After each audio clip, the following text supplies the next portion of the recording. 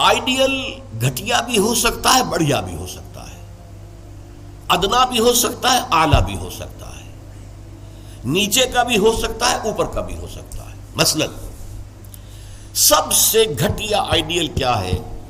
اپنی ذات، اپنا مفاد، اپنا علوف۔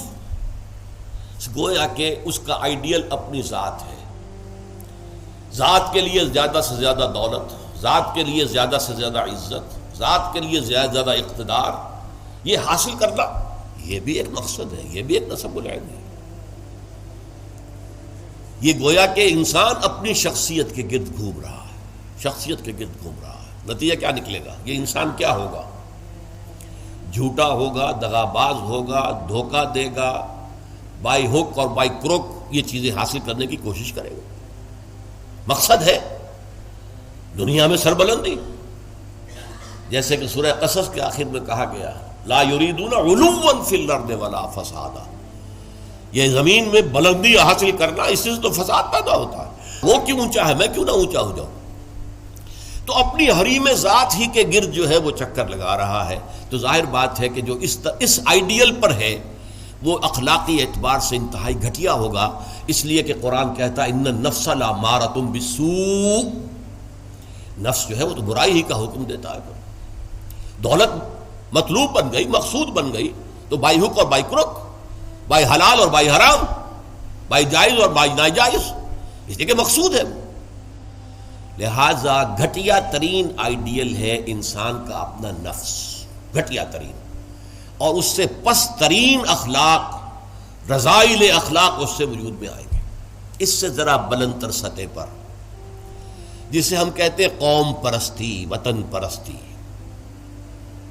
If a person is a really nationalist person، اب نیشن، آج کل تو آپ کو معلوم ہے نیشن سٹیٹس کا تصور ہے، وطن بھی نیشن کی اور بنیاد پر بنتا ہے۔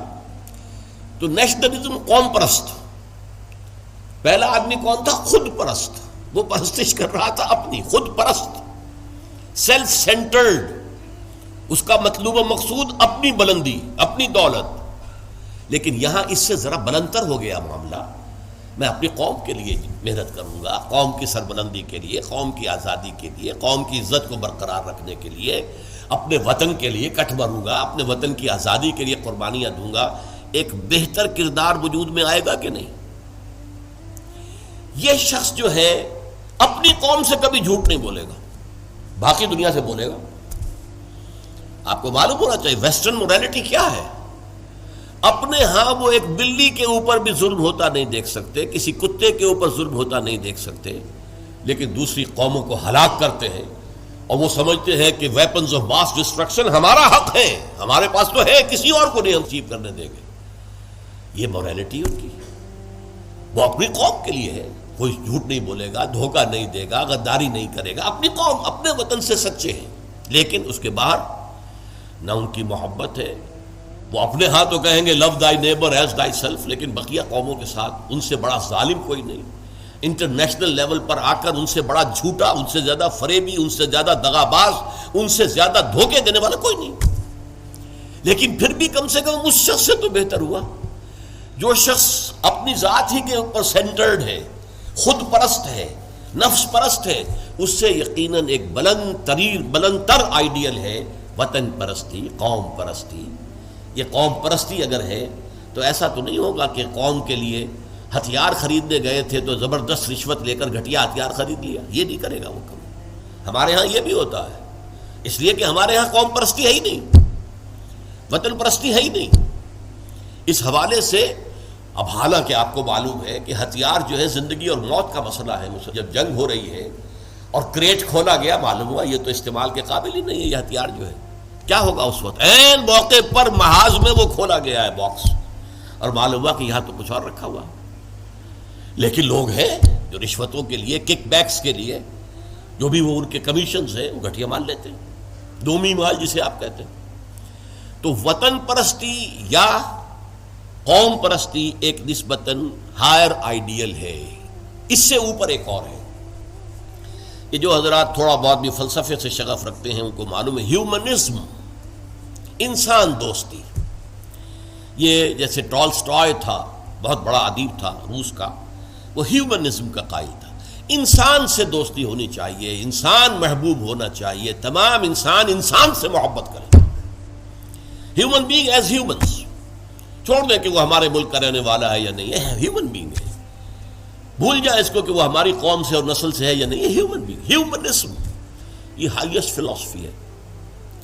لیکن آپ جو سوچ لیجئے کہ اول تو یہ کہ اس تک پہنچنا بڑا مشکل، اپنی قومیتوں کے حدود سے، وطنیتوں کے حدود سے، اپنے ذاتی مقاصد اور ذاتی جو بھی مفادات ہیں ان سے بلندتر ہو کر واقعتاً ہیومنسٹ ہونا آسان کام نہیں ہے۔ لیکن ہیومنسٹ جو ہے اس کے اندر بھی انسان کی محبت تو آ جائے گی، انسان مطلوب ہو جائے گا اس کا، اور اس اعتبار سے وہ قوم پرست اور وطن پرست سے برتر ایک شخصیت ہوگی۔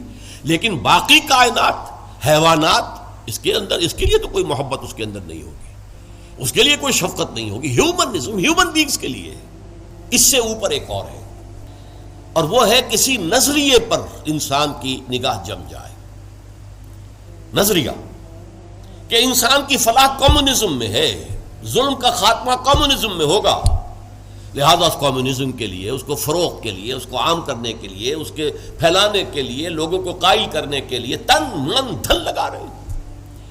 پھر جن لوگوں نے مان لیا ہے انہیں آرگنائز کر رہے ہیں، سیلز بن رہے ہیں، پھر ایک جد و جہد ہو رہی ہے، کشمکش ہو رہی ہے، زہر کے خلاف جد و جہد ہو رہی ہے، جانے دے رہے ہیں، فائرنگ اسکواڈز کے سامنے کھڑے ہو کر سینہ کھول کر گولیاں کھا رہے ہیں۔ یہ سب کیا ہے؟ ایک تصور کے حسن مبہم پر ساری ہستی لٹائی جاتی ہے، ایک تصور ہے، ایک آئیڈیل ہے، کمیونزم جو ہے ایک آئیڈیل ہے، ایک آئیڈیالوجی ہے، اس آئیڈیالوجی کو اپنا آئیڈیل بنا کر اور پھر جد و جہد اور محنت اور قربانیاں اور اثار سب کچھ۔ اب ایک ہی چھلانگ ہے، خدا پرستی، ہائیسٹ آئیڈیل، یہ ہے جس کو کہ علامہ اقبال نے کہا ہے، در دشت جنون من جبریل زبوں سے دے یزداب کمنداور، اے ہمت مردانہ، اے ہمت مردانہ، کمند ڈالو اللہ پر۔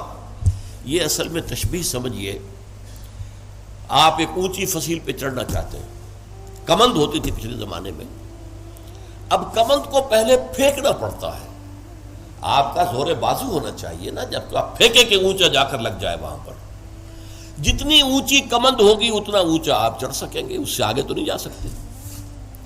کمندی کہیں درمیان میں اٹک گئی ہے تو درمیان میں آپ بھی اٹکے رہ جائیں گے، ٹاپ پر تو آپ نہیں جا سکتے جب تک کہ وہ کمند جو ہے ٹاپ پر نہ لگے جا کر۔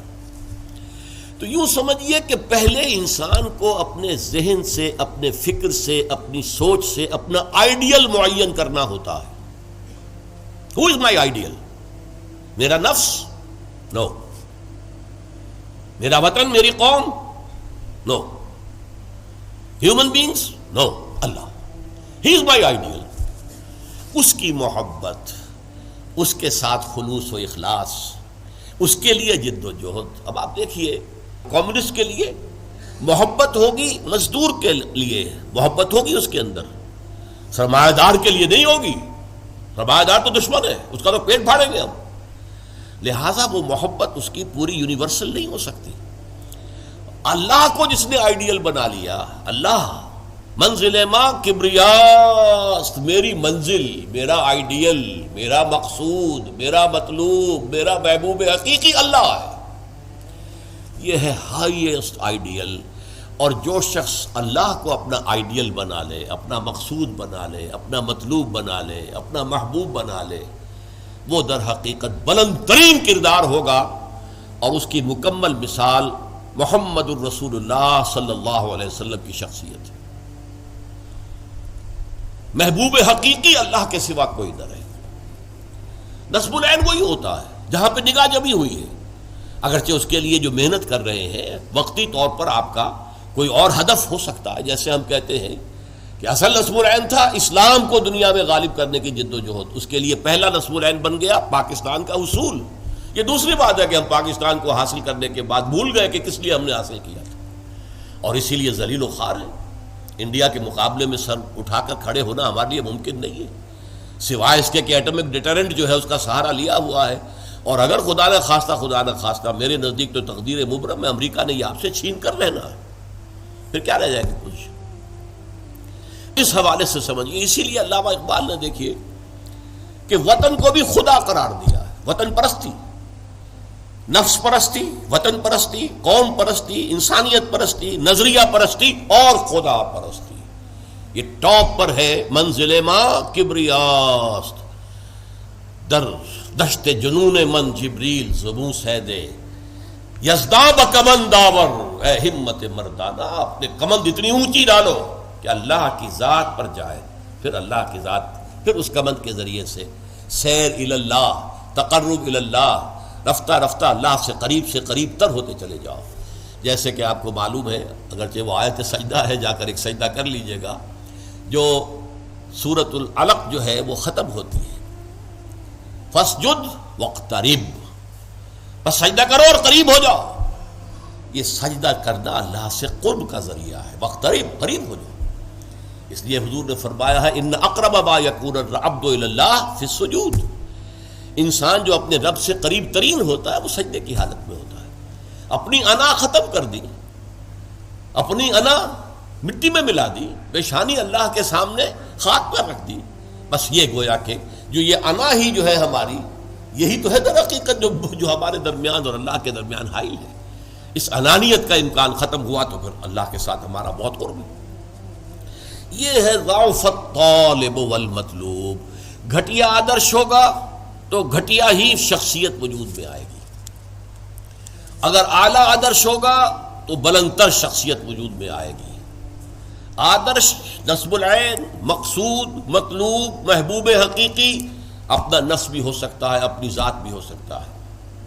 اپنے ہی حسن کا دیوانہ بنا پھرتا ہوں، اپنی ہی حریم ذات کا جو ہے طواف ہو رہا ہے، اس سے اوپر ہے ہی نہیں، نگاہ ہی نہیں. اس سے ذرا اوپر ہوئے وطن پرست، قوم پرست. اس سے ذرا اوپر ہوئے انسان پرست، انسان دوست.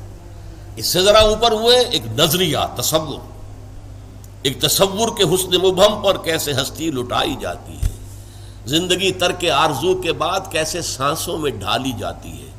ترک آرزو، یہ آرزو وہی ہے نصب العین. میں نے شروع میں کیا عرض کیا تھا، جس شخص کا کوئی نصب العین ہے ہی نہیں وہ تو حیوان ہے. کم سے کم وہ شخص بھی جس نے اپنے نفس کو اپنا نصب العین اور مطلوب بنایا، وہ بھی انسان تو ہے، گھٹیا ہے، بہت گھٹیا انسان ہے، لیکن وہ حیوان نہیں ہے. جس شخص کا کوئی نصب العین ہے ہی نہیں وہ تو پیور انسٹنکٹس کی بنیاد پر زندہ ہے. قرآن مجید میں سورہ ملک میں کہا گیا ہے افمن یمشی مکبا علی وجہہ اہدی امن یمشی سویا علی صراط مستقیم. ایک شخص اوندے منہ اپنے پیٹ کے بل جو ہے گھسٹ رہا ہے، اسے کیا نظر آئے گا منزل کہاں ہے، جانا کدھر ہے. ہم اپنے بطن اور فرج کے تقاضوں کی بنیاد پر زندہ ہیں. انسٹنکٹس ہے جو اینیمل انسٹنکٹس ہے، پیٹ کھانے کو مانگتا ہے، اور ہمارے اندر پروکریشن کے لیے، نسل کو بڑھانے کے لیے جنس کا، شہوت کا جذبہ رکھ دیا گیا، اسی کے لیے اندر وہ زندگی لگا رکھے. اس میں بھی کوئی امنگ نہیں ہے، اس میں بھی کوئی اونچے اٹھنے کی خواہش نہیں ہے. بس میں کہا کرتا ہوں وہ زندگی نہیں گزارتے، زندگی انہیں گزارتی ہے، زندگی انہیں گزارتی ہے. لیکن یہ کہ وہ زندگی گزارنا، وہ تو یہ ہے کہ آپ کا کوئی نہ کوئی نصب العین، کوئی آئیڈیل، کوئی ہائر جو آپ کا ایک مقصود و مطلوب ہو.